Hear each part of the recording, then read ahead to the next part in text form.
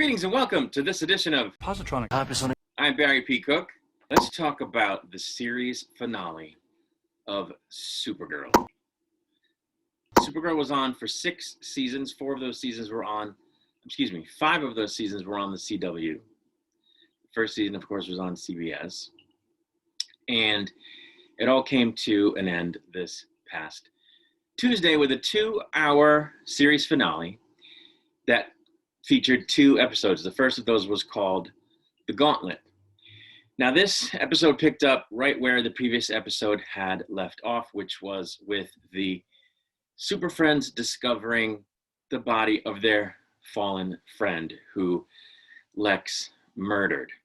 As they're there and discovering the body and realizing what happened, a video snaps on a nearby screen, and Lex addresses them in a pre-recorded video, telling them that Esme is fine because he took her, and that he'll exchange her for the totems that the Super Friends have in a location that I guess makes tech and all meta powers unusable, which I don't understand exactly. I guess it's a powers dampening zone. I don't really know how that would work with a Kryptonian whose powers come from I don't know.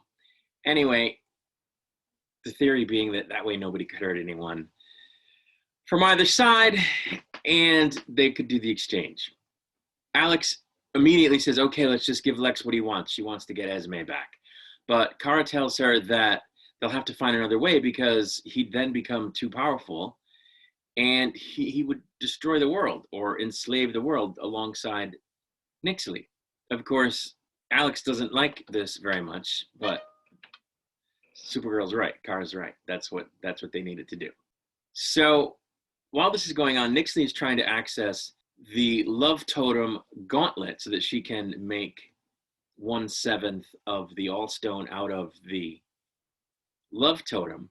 To do this, she has to sort of schmooze Esme, but it's not working.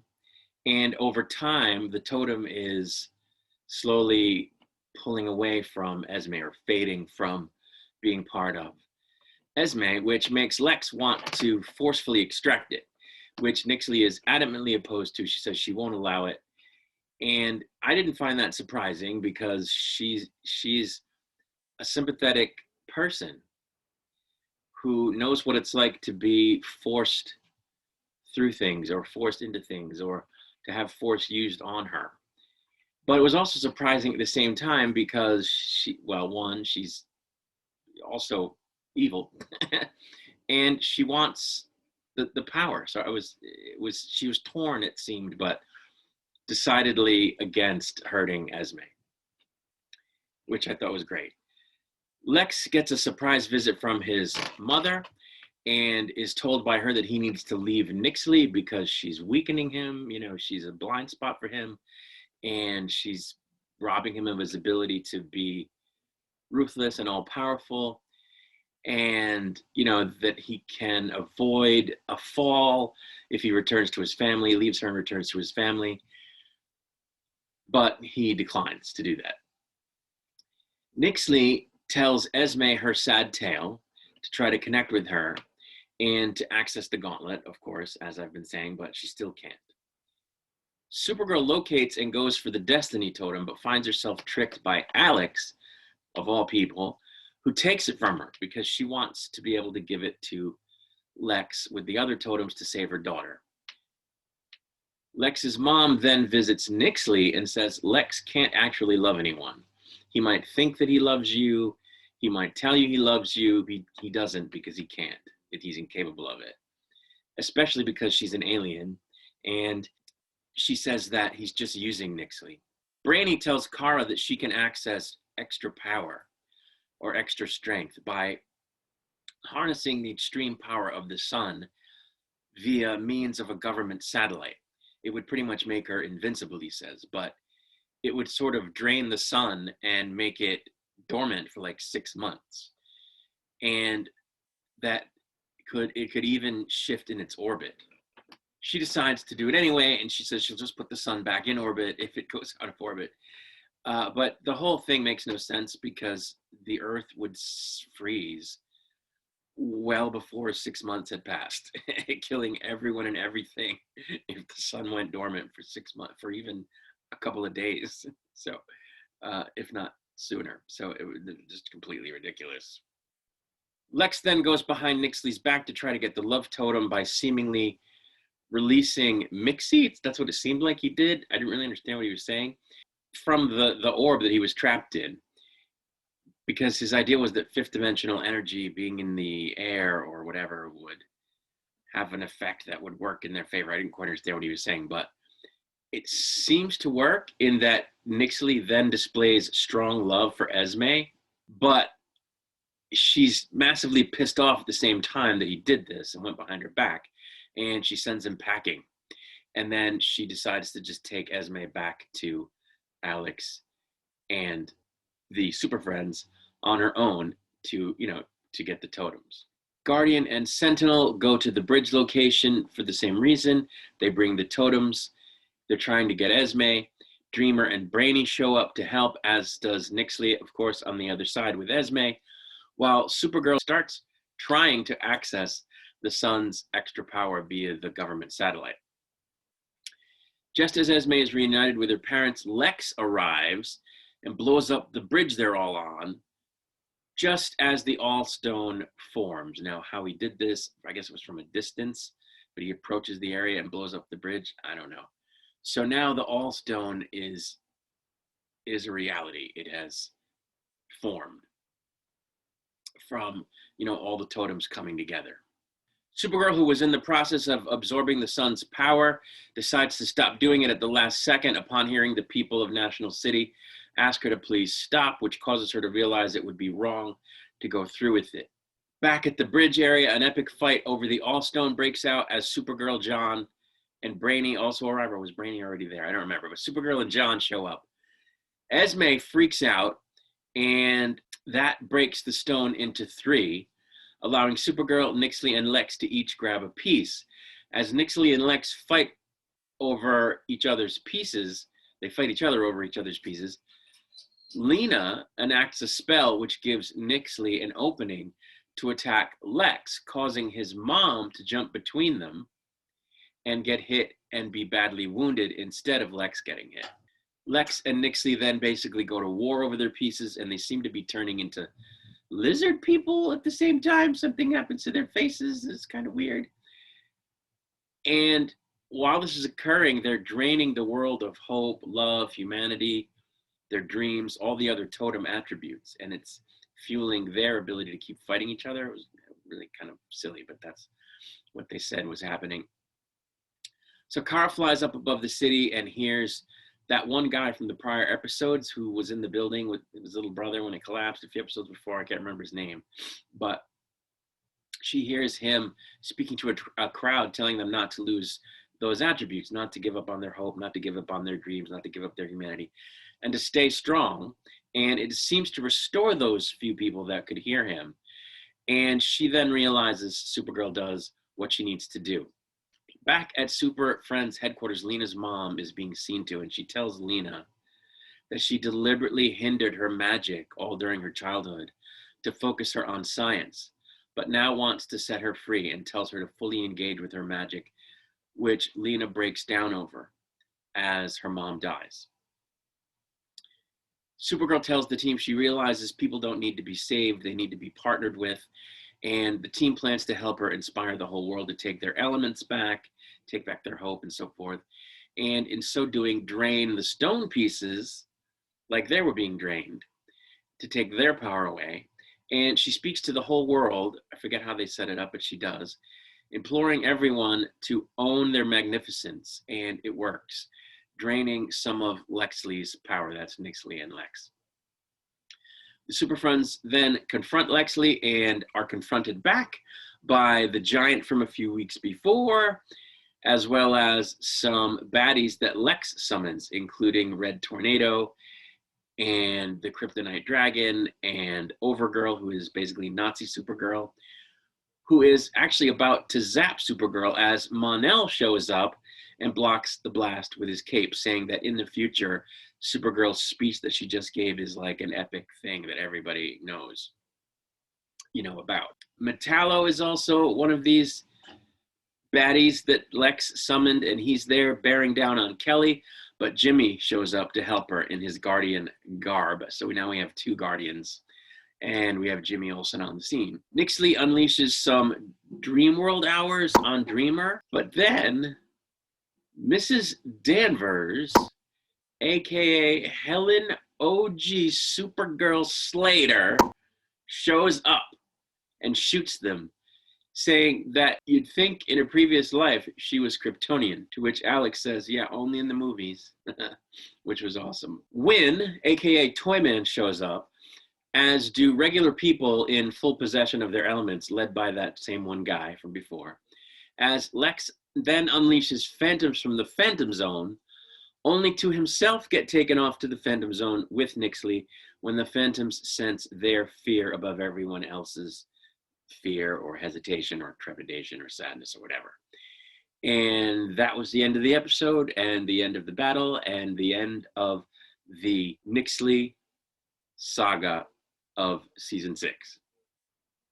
She was defeated and the threat was eliminated, as was the threat that Lex brought to the table when he joined forces with her. I was a little disappointed with that, because I got the sense that Nixley was, in reality, a good person or a good being, and that she was just in pain, that she had experienced trauma and loss and disappointment in her life, and that she was just in pain and misguided, but that she did know how to love, and that she did, on some level, want to be good, and she certainly knew the difference between good and bad, and she did have a line when it came to right and wrong.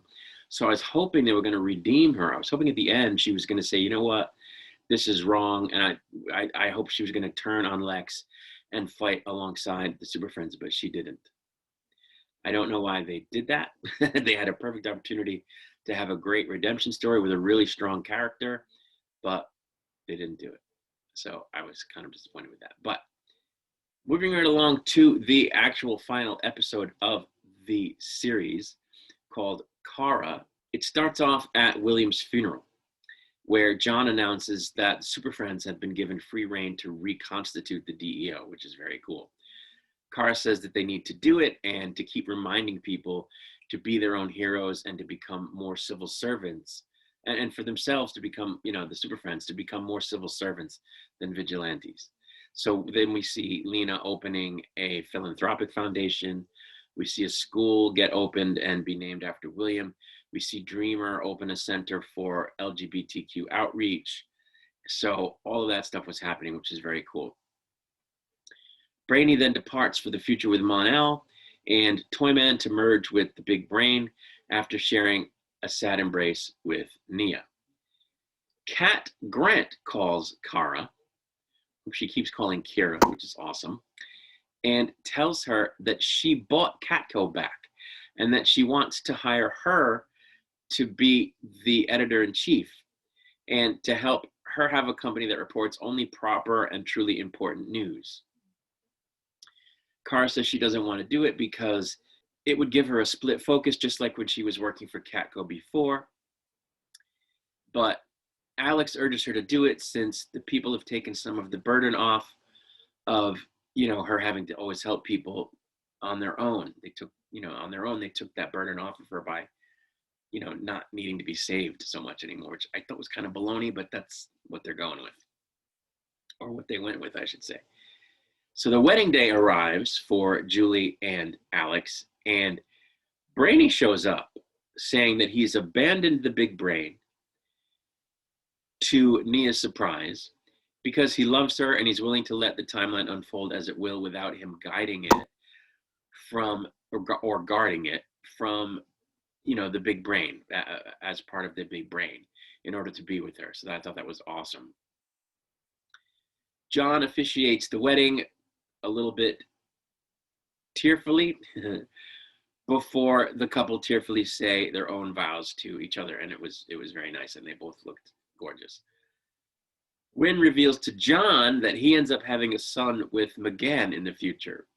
And my thoughts about that are twofold. One, why would he tell him the future? And two, in other iterations of the DC universe, McGann and John are father and daughter. So I know they never really played up that angle on Supergirl, but like I couldn't get that out of my head. So anyway, that happens. Wynn also reveals to Kara and Jimmy that Mixie is alive and well and that he visits the Legion occasionally in the future. Kara ends up talking again with Cat Grant, who apparently always knew that she was Supergirl. And she says that her secret is what's holding her back from happiness and that she needs to just give up her double life, publicly own up to being both Kara and Supergirl. And she says that she believes in her. And it was a very cool scene because, first of all, Calista Flockhart is excellent. And everything she says to Kara is very cool. And Melissa Benoist did an excellent job of showing Kara be very moved by what she was saying. And when I say very moved, I mean in the way that a person is moved when they stop denying something they've known for a long time. And, to themselves. They stop denying it to themselves and are confronted, because they're confronted with it by someone else. And they finally, in that moment, feel, I've been denying this to myself, but someone else sees it and they've called me on it. And I not only can't deny it to myself anymore, but don't have to deny it to myself anymore. And she lets go of everything. And she in that moment comes to terms with it and finds peace with it. And I think releases a whole lot of sadness and a whole lot of darkness and just lets go of it. And you could really see Melissa Benoist putting Kara through all those paces in that conversation. And it was really, really cool. So congratulations to her on that moment. It was just really great. I don't know if I agree with coming out and embracing her identity as I don't know if it's a good move, but I think in terms of the character being held back by it, I think that was true. And so it made sense to me. My choice as a writer, if I were writing it, would have been to write it so that Kara found a way to cope that didn't cause her so much internal strife, rather than just drop the secret identity. But that's the way they decided to go, and I think it's valid. It's not what I would have done, but it's valid. Kara then has a conversation with Lena, who, by the way, looked gorgeous. And Kara says, keeping her secret was uncourageous and likely what kept her from passing the courage gauntlet earlier in the season. She says she worries that coming out will endanger her family, and Lena tells her that they'll defeat anyone who tries to hurt them together. And she says stronger together in Kryptonian to her. And Kara acknowledges what a great friend Lena has been to her. And Lena says something to her like, "You made me the person I am. And I'm not crying, you're crying." I guess this was actually the moment where Kara took the glasses off finally. She sort of like came to terms with the fact that this was the dilemma she was facing, and that I think had already decided what she wanted to do, but didn't have the courage to actually do it in that moment when she was talking to Kat. But then when she talked to Lena, she found the courage to actually do it. And this is where she actually leaves her glasses behind at the wedding. And I was glad for that scene because I've always loved the relationship between Kara and Lena. I've always loved Lena And I just was eating up that whole scene. It was just great. These are two friends who really, really love each other. And it was just great to have them have a final moment where they both acknowledge that with each other and just connect on a great level. I just loved it. The final scene of the series is the Super Friends hanging out, I guess, at Kara's place, you know, playing party games, and Kara has her glasses off, which is unusual because she used to wear them even in the company of everybody who knew who she was. And as they're playing and laughing with each other, the camera goes sort of out the window to an electronic billboard that shows, I guess, a news program hosted by Cat Grant as she introduces Kara to the world as Supergirl. And the final shot of the series was Kara giving a big smile to the camera with no glasses on, having been revealed as Supergirl. And I thought that it was great.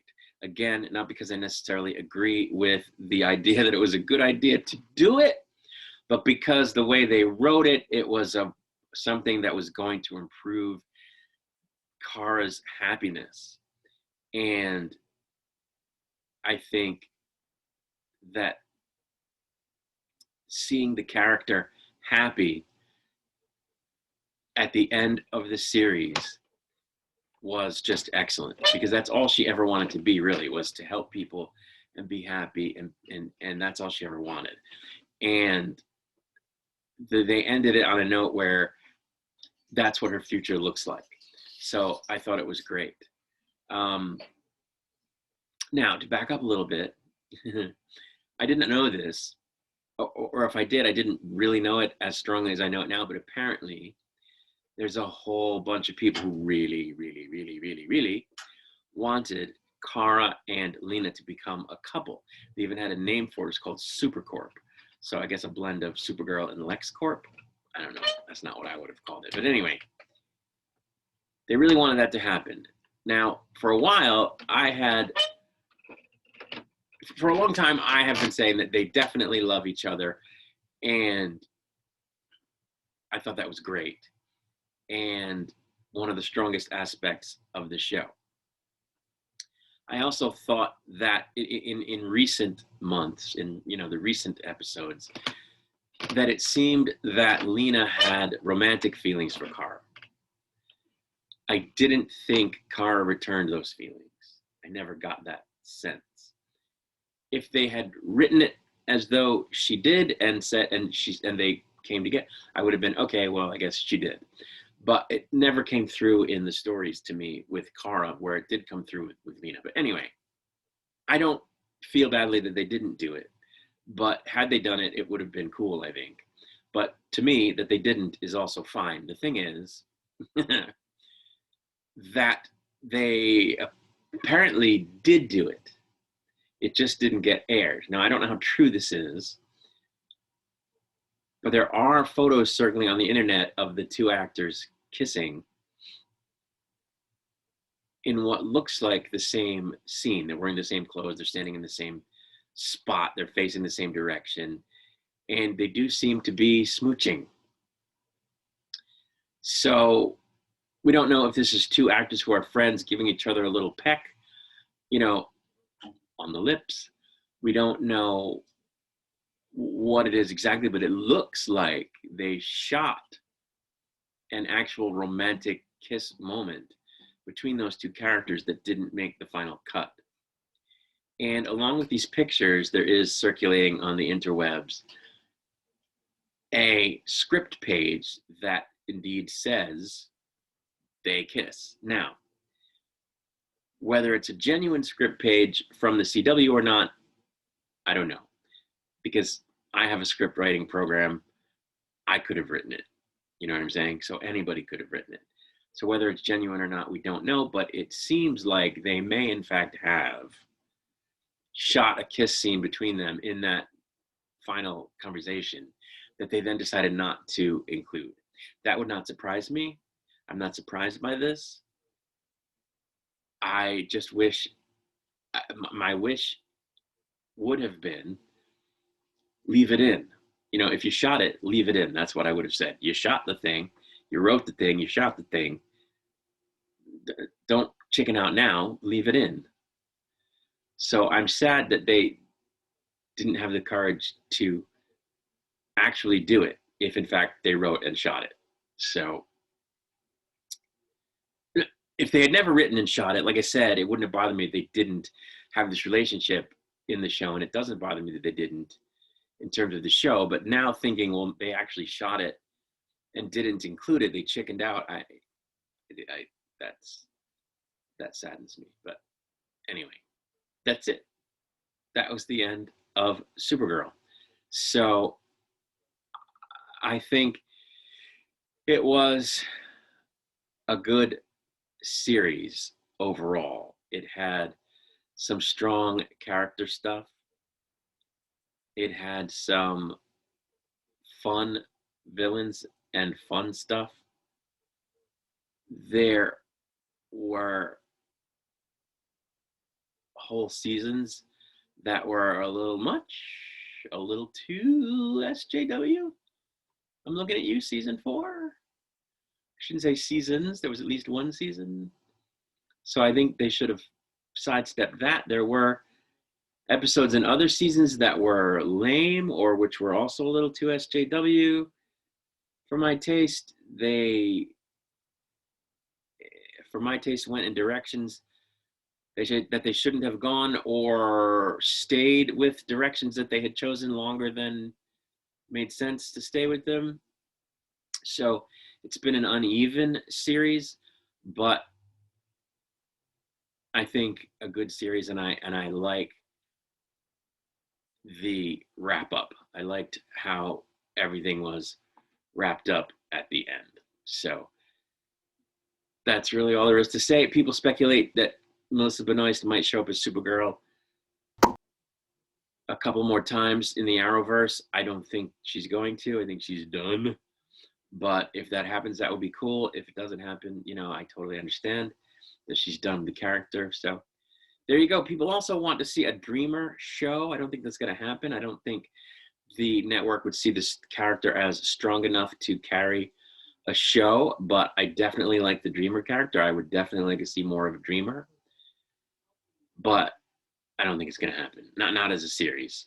I guess there is, though, going to be a Dreamer comic. That's what I've heard. So, on the interwebs. So we'll have to see if that happens. That would be cool. And maybe Dreamer will show up elsewhere in the Arrowverse, which would also be cool. But there you go. That's it. Supergirl's done. And I thought it was a decent series. So I'll be back with more content soon. Until then, I wish you all peace and long life.